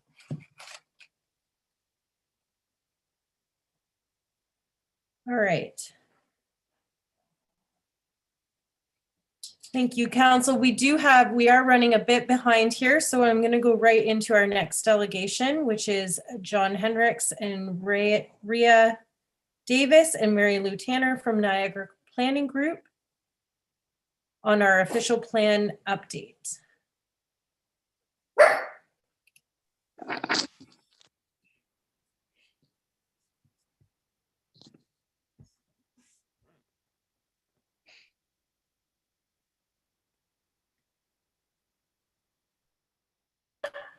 Hi, Mary Lou. Good evening. That is I'm not going my to turn it dog right over barking. to you. My apologies. That's okay. Yes, no, I think that one's mine. My apologies that we were running a bit late, but public meetings do tend to go longer than we initially expect. So I'm sure you're used to that at times. Yes, I think. All right, so I'm going to turn the meeting over to you. Okay, thank you. So with me this evening from our firm is my partner, John Hendricks, as well as Rhea Davis, one of our planners. And Rhea is actually going to share her screen and run the PowerPoint presentation. I think Ken Melanson is going to have a few opening remarks. Yes, thanks, Mary Lou. I'll just keep it very brief since we're running a little bit behind. I will just say good evening to you, Mayor Rombouts and Council, and just say that the county is very pleased with how this process has been going. This is a bit of a different approach that we've taken to have a consultant group do a whole series of official plans. And we've been very, very pleased with how this is going forward. We know that we're a little bit behind as a result of COVID, but I think that's not really surprising in light of what's happened, and we're doing our best to catch up. And I will turn it back to Mary Lou just to walk you through where we are and the next steps. Great. Thanks very much, Ken. And I share your optimism, and this has been a really wonderful project for us to work on with the county staff, with township staff, and with Township Council. We can go to the next slide, please. So I'm going to give you an overview of the official plan update and the work that we've been doing in the past several months. My partner, John Hendricks, is going to speak to the issue of short-term vacation rentals and some approaches for that. But I want to begin with some observations about the official plan and some of the work that we've done in assessing the plan and where it's at and what it should look to in the future. So first thing to note is the township has a very strong basis in its official plan for the communities, for agriculture, and planning for its future. So although we've identified there are some major updates, fundamentally the structure of the community, the structure of the plan is sound, and it's given us a strong basis to develop the update that we're going to give you the overview of tonight. Last fall, you passed a motion to plan for growth to the year 2046, taking opportunity from the provincial policy statement for planning for up to 25 years of growth. You do have the ability to achieve that 25 years of growth within your existing communities for both housing and employment. We do have some major policy areas for updates that we're going to take you through tonight, as well as share with you the planned public engagement that we are going to be doing. You can go to the next slide. This official plan creates a 25-year plan for growth. It builds on the strong foundation of the communities that you have in the township in Watford, Warwick, and the employment area in Arkona, as well as the agricultural community.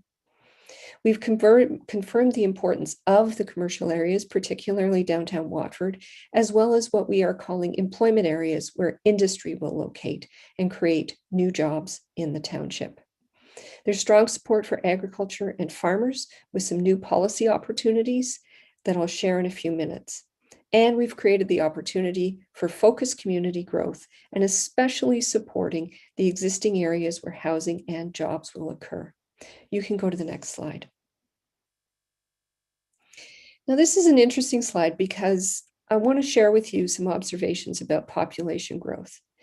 Lambton County is responsible in Ontario's planning system for planning for the future population in each of the communities within the county. So you can see in the table that the county's official plan has a projected population of 2,945 people to 3,579 people to the year 2031. You can also see on this table that the 2020 mid-year census population was 3,993, or almost 400 people higher than the county's population. We've addressed this in the official plan with what we call the bridging policy. And it's a bridge to get you between the period 2031 to 2046. The first thing it's very important to note that county population is not a cap. It's not a maximum. You've been growing and you will keep growing in this official plan. What we have done is identified in your official plan update that it is not a cap. The bridging policy also identifies that the county will be updating its official plan in the coming years and provide new population growth for you. And when that happens, you'll be able to bring those numbers into your official plan. But rest assured, for both housing and jobs, you will continue to grow. Next slide, please. I'm not going to spend a lot of time on this slide. These are the major areas that we have identified updates for, and we do have a draft of the official plan amendment and maps ready. And we will be sharing that with the community, and I'll talk about that further in the public engagement section. We'll go to the next slide, please. The importance of housing can't be understated. It provides a foundation for community. It provides opportunity for people to live in the township, to raise their families in the township, to age in the township, and to enjoy the amenities of the township. We've broadened the housing choices available within the township through things like additional dwelling units, which we've identified on this slide, but also ensuring that there's a broad range of housing, both home ownership and rental housing. And while you cannot control whether a development is ownership or rental, you can certainly support both types of housing tenure in your official plan. We strongly believe in supporting residential development in Warwick Village. It's a wonderful community with opportunities for growth. We also believe in supporting rural population growth, and I'll talk about that in a little bit when we talk about agriculture. And Lambton County has committed to affordable housing, and we've carried that forward into the draft official plan update that we've prepared. Next slide, please. Equally important is the local economy. We've worked very closely with all of the work that you have done on your local economy, setting the path for the future and bringing additional policy support in a couple of areas. First, for downtown Watford, and recognizing that it is a commercial area, and we really want to support that. It's got a wonderful Main Street vibe to it, and it's really important that the policies in the official plan continue to support that. We also believe in planning for more jobs in the industrial areas and around the Highway 402 area, consistent with what the Lambton County official plan has done. And we've identified that as an employment area consistent with the policies of the provincial policy statement, which provides enhanced protection from things like housing getting too close to industry. That the transportation policies support the jobs agenda in the official plan. And we've provided policies that support the identified sectors that you want to see growing in Warwick. We'll go to the next slide, please. We've spent a considerable amount of time enhancing farm viability with the proposed policies. The first thing we've done is we've included a minimum required size of farms of 38 hectares, consistent with the Lambton County official plan. Second, Ontario has provided great policy support for farm diversification. So for farmers to have commercial businesses or industrial businesses, agritourism uses, which are things like bed and breakfast, agricultural related uses, the one we're probably all most familiar with is a winery or a cidery, and providing opportunities for farmers to enhance the economic viability of their farms. The other thing we've done is provided the opportunity for an additional dwelling unit within a farm. So in the farmhouse, in the farm cluster of buildings, it does a couple of things. It increases rural population, as I spoke about earlier, but it also provides an opportunity as one farmer retires to live on the farm and stay in the community in which they have worked so hard. We can go to the next slide, please. We are also providing an approach to you for surplus farm dwelling severances. Now, the requirements for a surplus farm dwelling severance are very strict in Ontario. First, it has to be as a result of farm consolidation. So one farmer purchasing another farm.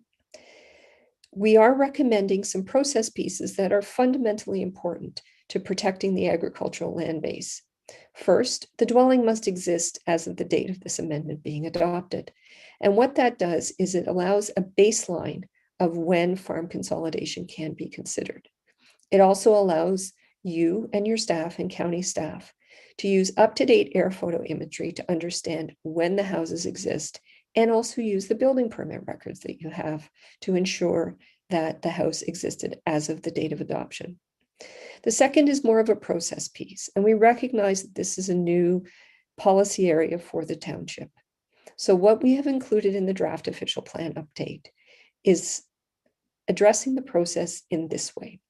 A surplus farm dwelling severance requires 2 applications under the Planning Act. It requires a consent or a severance to take the house off the farm property that's been acquired. The second thing it requires is a rezoning, so that the remaining farm parcel where the farmhouse has been severed gets rezoned to agricultural purposes only. Our recommendation to you is that council deal with the rezoning first, and we've proposed policy language to that. And we think that's important because this is fundamentally a decision of the public interest that council needs to make. And the way to do that is address the rezoning first. And then if you're satisfied through the rezoning, then the consent can proceed. And if you're not satisfied as council, the consent cannot proceed. This way it puts the decision-making authority first and foremost in your hands. We'll go to the next slide, please. I'm going to turn it over to John, who's going to speak about short-term vacation rentals. Thanks, Mary Lou. Short-term vacation rentals can best be described as bed and breakfast, which many of us are familiar with, or cottages, and that's really the extent of it. But what we're hearing more and more of course, are the Airbnbs, which effectively are cottages, but they're often homes that are being rented out for short-term vacation rentals, and this is causing some difficulty in many municipalities, perhaps not so much in Warwick, but certainly in many. It's creating greater challenges, particularly for enforcement, and it certainly disrupts the residential character of many neighborhoods. Certainly we have some experience here in Niagara implementing some of the challenges associated with these. So what we've done is we've proposed some policies that may assist should you start to find yourselves creeping into a bit of a problem. And we'll start with the recognizing that B&Bs are supposed to be owner occupied. And what we're suggesting is that if a short-term rental is not going to be owner occupied, then a rezoning should be required. What we're also saying is that these should be limited to 3 guest bedrooms. You do have some flexibility here. If you choose as a council to say we want to be a little bit more accommodating, we might want 4 guest bedrooms. That's certainly something that can be discussed. There's nothing under the Planning Act or the provincial policy statement that requires you to deal with this. This is more of something that we believe many of the municipalities are now having to deal with in some fashion or another, and we've got quite a bit of experience with this, and we're happy to sit down and separately and discuss this further if needed.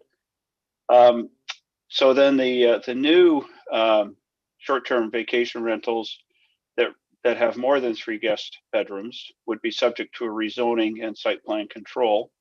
And some of the criteria around that are described in the policies, and one of which, of course, would be having sufficient on-site parking to address this.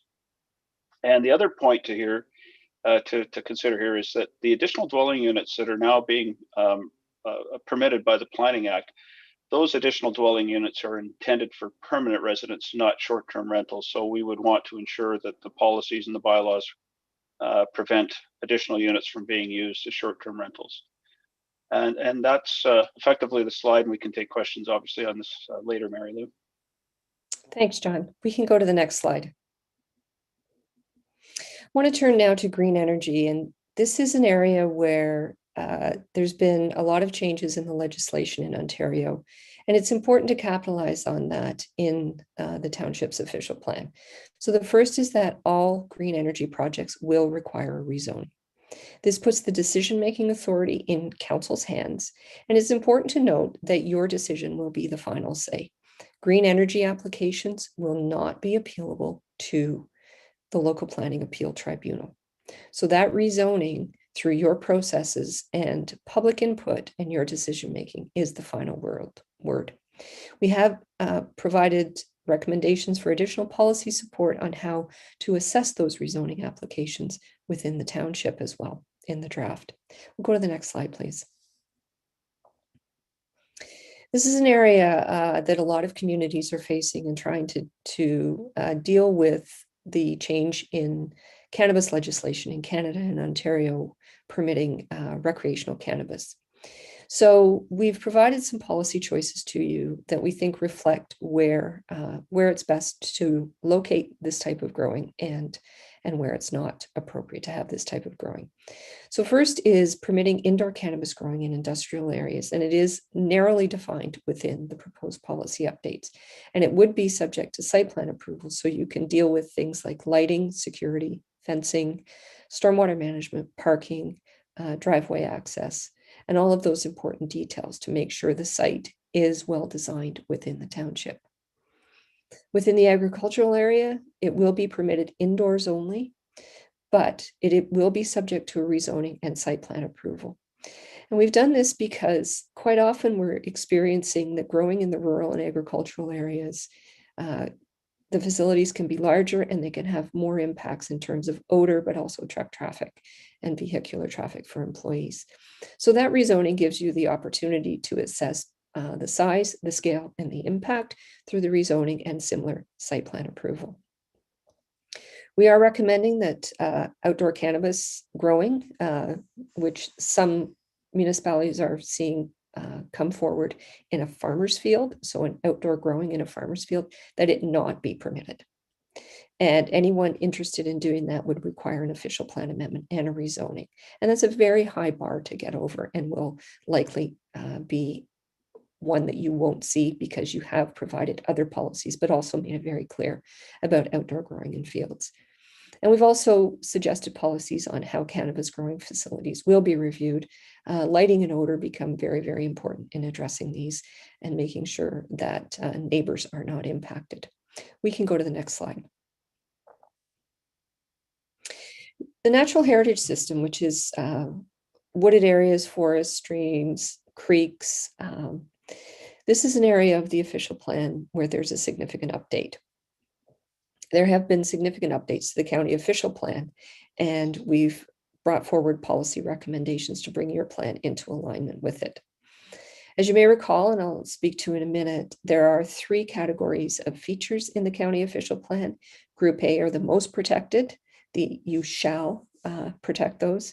Group B is more of a should protect and a different category, and Group C are may protect and things that are totally within the township's purview as to identifying them and how you wish to treat them.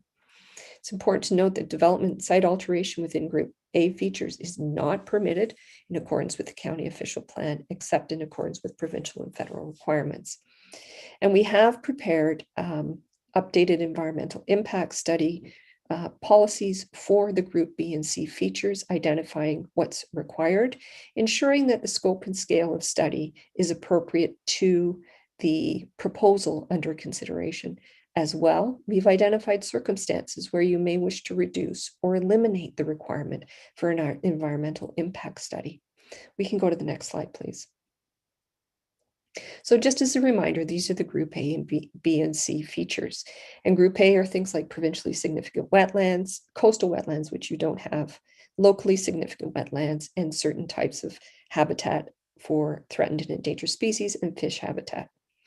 And you can see the group B features are different things. They are significant woodlands and valley lands, significant wildlife habitat.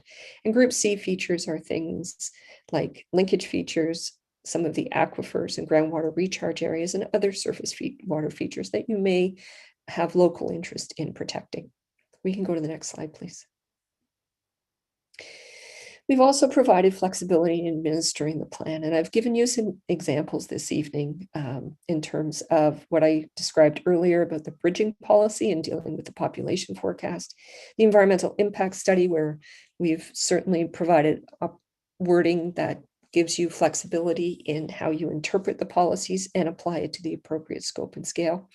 And there's other policies where we've used shall, which means it's mandatory, should, which means there's discretion, and may, which means there's even greater discretion. And we've really only taken the approach of using shall where it is a conformity issue with the provincial policy statement or the County of Lambton official plan, and very, very, very few areas. Outdoor cannabis growing, for example, shall be prohibited is one where we've used that restrictive term. But mostly we've taken the approach that we want to give you the tools and the flexibility in the plan so you can administer it fairly, that you have the information and policies you need to take the 25-year look forward and take you through the next coming decade. We're also big believers in plain language in official plans. So we've tried to achieve enhanced readability, more plain language and understanding of the plan, providing explanations where appropriate, and really making sure that the plan reads in a way that is consistent throughout. We can go to the next slide, please. I do want to touch on an issue of mapping for you and walk you through this particular slide. So this is Warwick Village, as you're probably aware. The purple line is what's called the settlement area boundary in the County of Lambton official plan.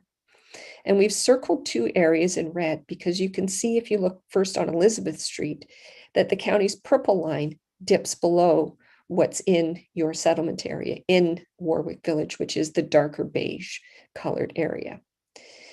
In addition, over on Egremont Road, you can see that it's extended and added some agricultural lands to the settlement area. This is quite normal when the county or an upper tier does a major official plan update. You find these mapping discrepancies, and they have occurred. The way we've approached it with your official plan is the schedule for Warwick Village will show the purple line, but it will say that it is for information only, and it comes from the county official plan.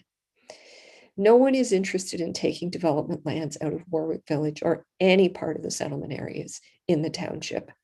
But we do want you to be aware as council members that this is what the draft mapping has showed. We know it's a discrepancy. We and township staff and county staff are committed to resolving it before the final plan comes forward for adoption.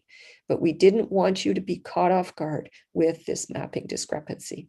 So if you get a question from a constituent or a property owner, please understand it is something that will get fixed before the final version comes forward. You can go to the next slide, please.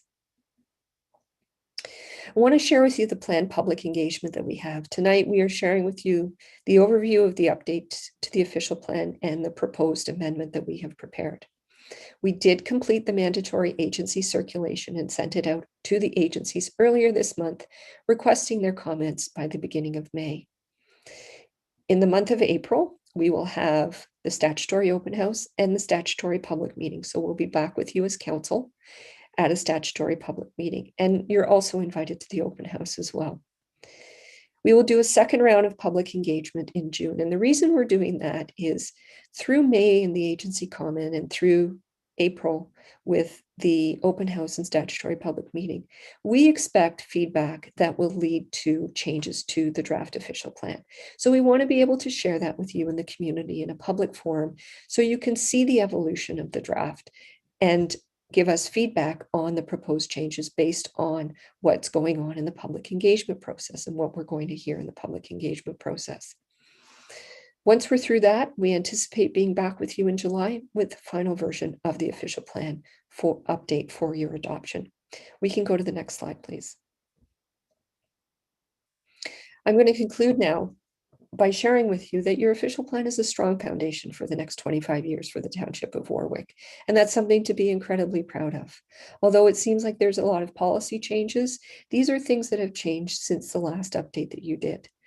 As well, we have brought the plan to conformity with the provincial policy statement and the County of Lambton official plan. And those are big steps forward as well and positions you for the continuing growth that you're experiencing. This update builds on your vision for the community and supports what you have done in the past and building for that future. It is a plan for housing and it is a plan for jobs and takes the opportunities that are available to you as the township to build both. Thank you very much, Mayor Rombouts. I'd be happy to answer any questions. Thank you very much, Ms. Tanner. Council, do you have any questions?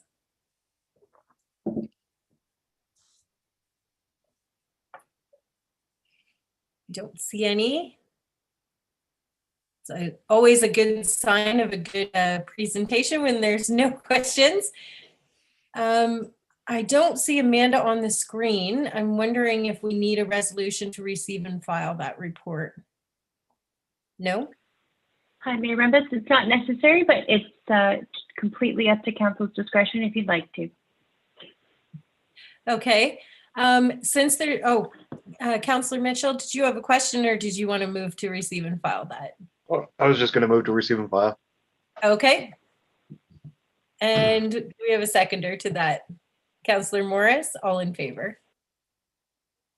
That is carried. All right. Thank you very much, Mary Lou, and to the rest of your team, John, for joining us tonight. And we look forward to the next stages of the process. Thanks so much. Thank you. All right. Council, I'm going to circle back to our last delegation. We did not have an opportunity. I didn't want our delegations to have to wait too long while they were waiting for us. So I'd like to circle back because we do need to make, well, we do have a couple of options. Council can discuss and give direction to staff on the proposed amendment to 460 Victoria, or they can defer to a special meeting to reconsider within the 15 days. So it's up to council what we want to do tonight. And I will remind Councillor Mitchell that you are still under your pecuniary interest for this section of the meeting. Councillor Morris. I kind of think hasn't changed much because it always has been a multi-person building, like whether it be a nursing home, apartments, or whatever. So I don't see the change there. She seems to want to have good clients. Philip has answered the parking and the fence questions with Jerry's question about the site plan. So I'm comfortable. So are you moving to approve the Yes, I am. recommendation? Okay. And Councillor White, are you seconding that? I will second that. And I do think she answered a lot of questions and the concerns the people brought forward already. And I believe she is from the area as well as her family. And I think it could improve the property significantly. So. Okay, and Councillor Westgate. Yes, I was glad to hear she was from the area, and I think we could get a lot worse in there.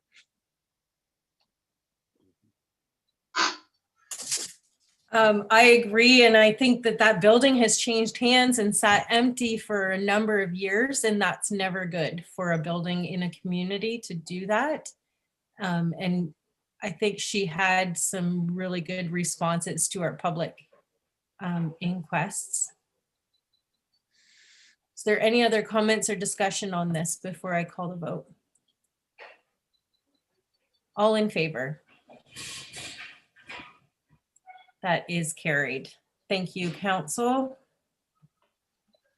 We are going to, you know what?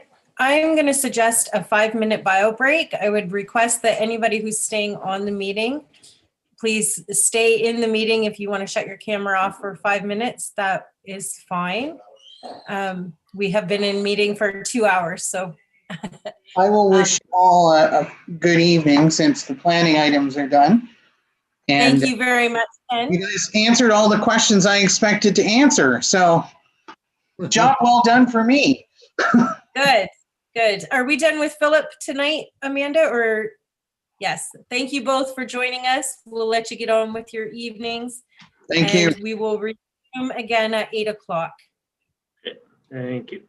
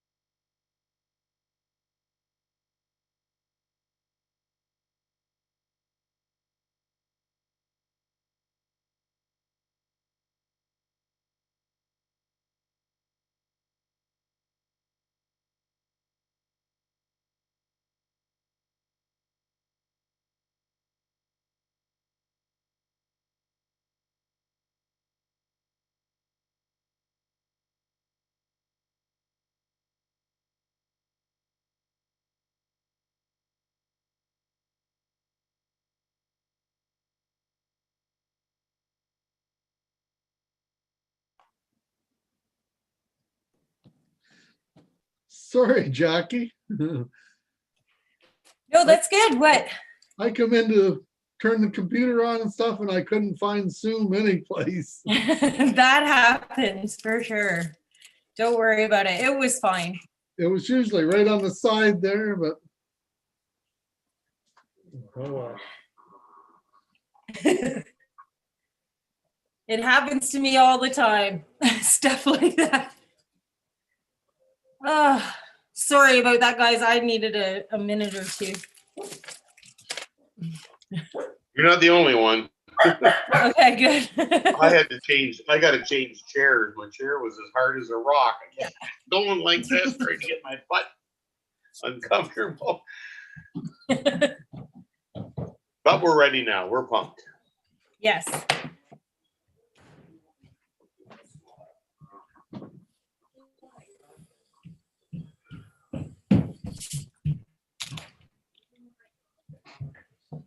Is it still recording? Yep. I think so. I think it's still live on YouTube. So.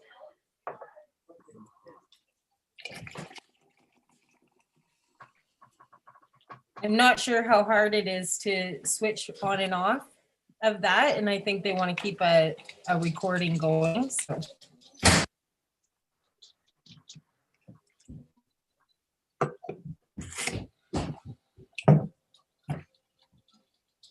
It's not very often you get to non-action correspondence 2 hours into the meeting.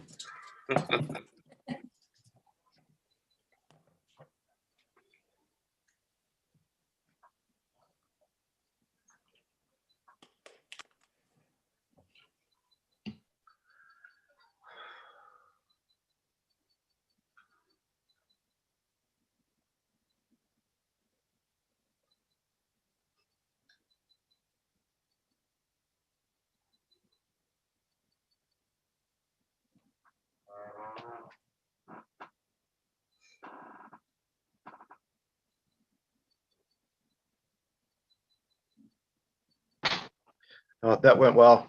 I'm impressed. I'm very impressed with our community tonight. Like, I couldn't be happier to live here.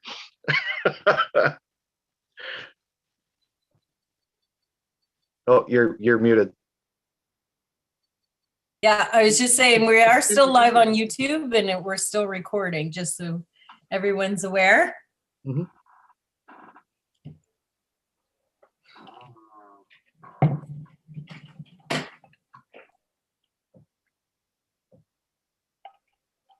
Okay, I think we are good to go. I'm sure the rest of our staff members will join us momentarily. There we go. All right, council, we are going to go on to 11A, which is the non-action correspondence. Is there anything anyone wants to highlight from that? Councillor Morris. Yeah, there was one there, 382. It's on this reform for joint and severe liability again. I don't know if there's any sense of us supporting it. We've been on this subject for so long that, but somebody has sent it forward. Councillor White. I would still support it myself. Okay. Yeah. Okay. So we have a mover and a seconder then, if that's Councillor Morris and seconded by Councillor White. Any further discussion?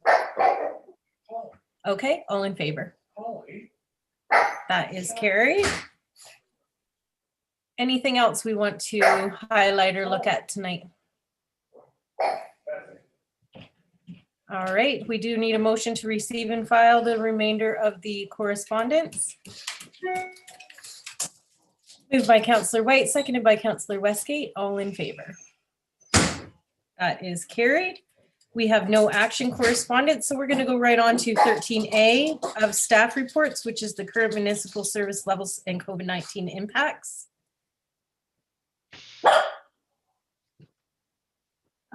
Councillor Morris. I make a motion to receive and file. Thank you. And seconding that is Councillor Mitchell. Any questions on that report?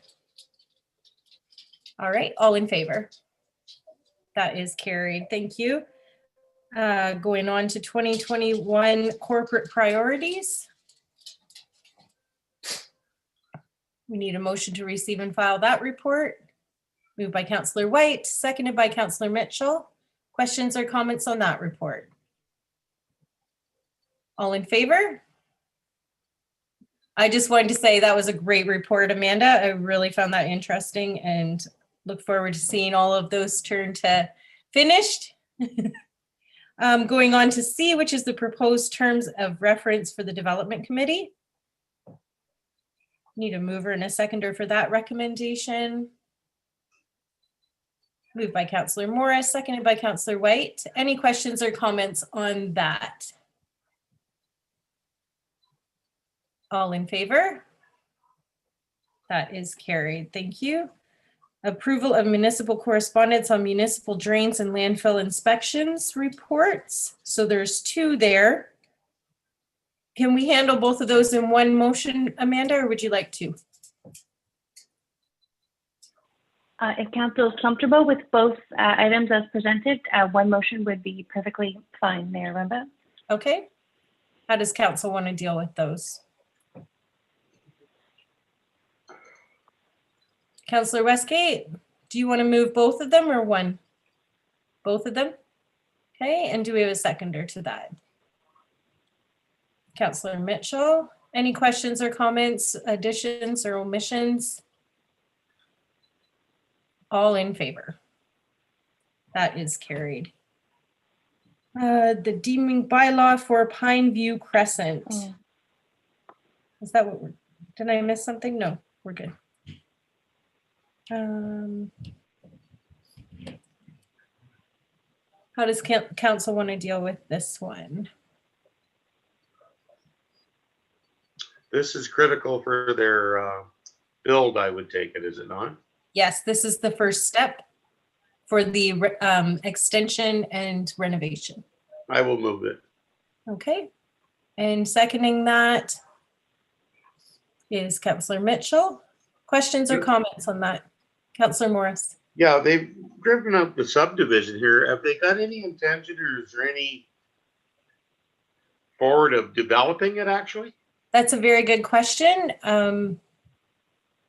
I have spoken to the owner of that property, and he wants council to know that he does intend to have a subdivision, that will be the next step. After the first step was getting approvals, and he's anxious to get this project like shovels in the ground as soon as possible. So, but he will, I'm sure, be contacting council about further development of that property.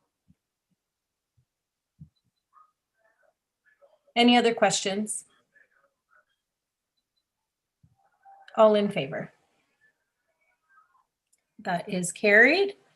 And we'll go on to F, which is the ICE operation report. I'm going to turn it over to, or actually, I'll just get a motion to receive and file that report. Moved by Councillor Morris, seconded by Councillor Mitchell. Any questions or comments? Just wanted to thank staff for all that you have done to try to keep that ice in as long as possible. I know the community was extremely grateful to that, and we did the best we could with what we were given, and we really appreciate that, and so does the community. Teresa, did you have any comments about that? Just that your comment, Mayor Rumboats, that it wouldn't have been possible without all of the staff, and the user groups were phenomenal to work with this season. I can't say enough about them. That's great. Thank you here. We do have an amazing community for sure. And the ice is out now, I'm assuming everything went good with that operation? Yes, with assistance of Public Works, Roads Department. We had to assist our staff last week, and it was removed with no issues. Fantastic. Okay, well, we have lots to look forward to in the coming months in the changes of that building, and the next time the ice goes in, it'll look a little different. So all in favor of receiving and filing that report? That is carried. Thank you. And we will go on to G, which is the update for the feasibility study progress report as presented. We need a mover and a seconder for that. Moved by Councillor Morris, seconded by Councillor Mitchell. All in favor? We do look forward to the meeting for the information coming forward, coming up later this month. And we'll go on to H, which is the construction progress report. We need a mover and a seconder for that. Okay, moved by Councillor Mitchell, seconded by Councillor Westgate. Any questions or comments on that report? Councillor Morris. Yeah, Teresa, is there a start date on this tender? Like for the company that receives it, is there? Not exactly. We're looking to award it in April. So we did move the closing of the tender to April 6th. Yeah, and bring it to council, and then we'll discuss a start date. So we're hoping they start right away then. Yeah, that we would start site work, but site work will start with Parks and Rec staff doing the owner's part first anyways. So that'll be happening in April. Okay, thank you. Great. Any other questions? All in favor? That is carried. And there's a communication here about the brush and yard waste for council's information. How does council want to deal with that report? I believe we just need to receive and file unless council has any other directions for staff. Councillor Morris. I think we should talk about it a little bit. There's a large number of signatures on this petition. I think staff has done an excellent job in pointing out that we have no other choice. The only other property that I am aware of that Warwick Township owns where this would be satisfied under the environmental is the lagoon farm. And like, I can't see people driving from town out there, and there's no cameras, there's no nothing. I think we've made the best choice we could with the cards we were given. And I think hopefully the community understands that. I think communication is a key thing. Perhaps I don't know if we should have maybe made it clearer that it was a mandate coming from, like, we want to make sure that we're complying with all of the MOE's regulations. I think that's really an important thing for us as a municipality, especially given that we're a municipality that really relies on the Ministry of Environment to make sure that people are complying. We want to make sure that we're setting a good example.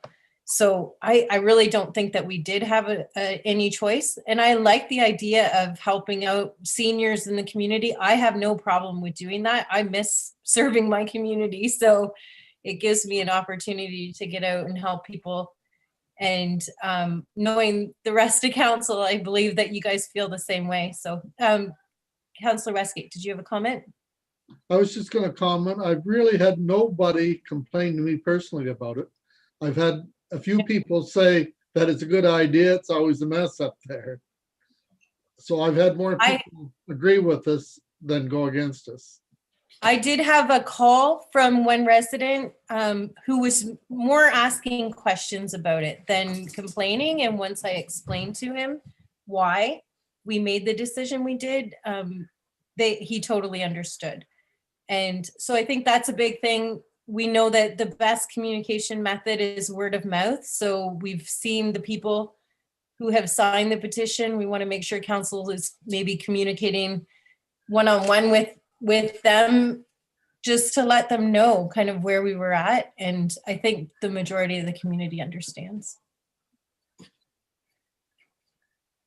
So we need a motion to receive and file that report then. Moved by Councillor Mitchell, seconded by Councillor White. All in favor? That is carried. We'll go on to 14A, the committee minutes of the Development Committee meeting of March 1st. Moved by Councillor Morris, seconded by Councillor Westgate. All in favor? Those are received and filed. Thank you. Again, we have on here the new business, the petition that was accompanying the last report that we just discussed. Do we need a motion to receive and file that petition? Great question, Mayor Rhonda. So we don't have an established procedure to deal with petitions.